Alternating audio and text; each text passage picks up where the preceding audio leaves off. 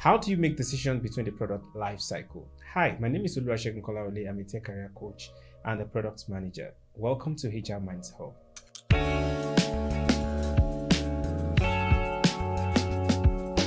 In this video, we're going to be discussing three things about the product life cycle.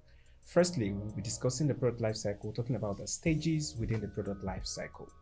The second thing we'll be talking about here is how to identify the stage you are currently in inside the product life cycle.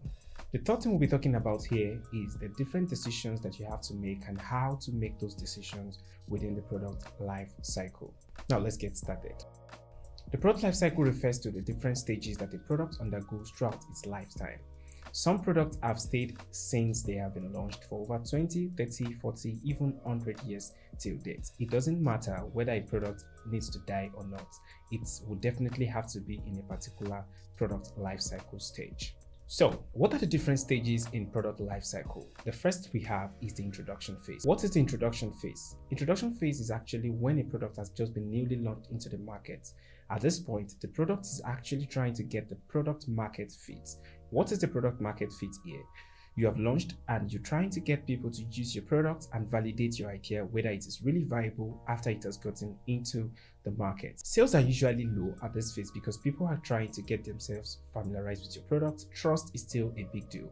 A lot of them still want to trust your product. You might be operating a freemium model where your users are literally using your product for the first time and they want to trust your product. At this point, the sales data may not be so encouraging, but you have to just put your product in and move on with that. The growth stage is the second stage inside the product life cycle. At this point, your sales data is very encouraging. Day in, day out, you have new customer. The acquisition rate is really high.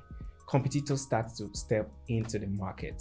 Sometimes you might be the first mover in that market. You need to scale very fast, so you become the first scaler. If not, you might have people coming into the market to drag your market share with you. At this point, you're trying to gain more market share on the go. The third stage here is the maturity phase. At this phase, the sales data starts to slow down. This is because you have gathered a lot of customers. Take for instance, you have 100% customer base in a market. At this point, you probably have up to 80% of the market cap at that time. You may not have the acquisition rate as much as you've always had. Competitors start to intensify. You have more competitors coming into the market. You can literally identify that, oh, I am currently at this maturity phase. You might want to perform some activities along the line. In this video, I'm still going to be explaining what you should do at each of these stages that I've mentioned. Now, let's talk about the declination phase or the decline phase. This is when your product has hit that point where your sales data is really becoming very low and competitions keep coming in. Sometimes some competitors are even exiting that market. Maybe the product is no longer in use. This might be as a result of government regulation or societal preferences. Anything may cause all of these things. Later on in this video, we're going to be discussing why this sales data actually have to go down or why declination really happens. Now, let's talk about the ways to identify the different phases of the product life cycle. Number one, the sales data. You need to check your sales data over time. You have your metrics that you're actually tracking. Some of these things could be, what is your acquisition rates at the beginning of the product? When you launched, you probably have 1,000 users at that time for 1 month or even 2 months.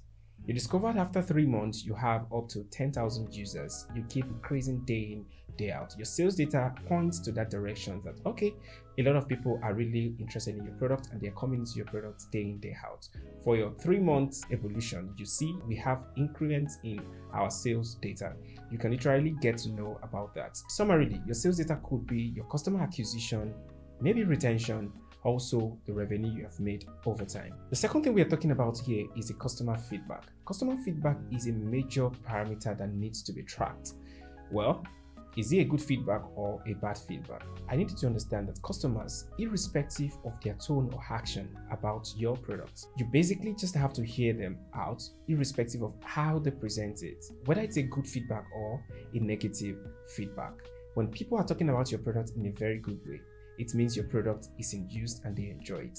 On the other hand, if people are talking about your product in such a bad way, try to analyze what exactly they are saying about it. Do they like it? And what you're hearing from them is basically improvement. When people are yearning for improvement, it means they love your product.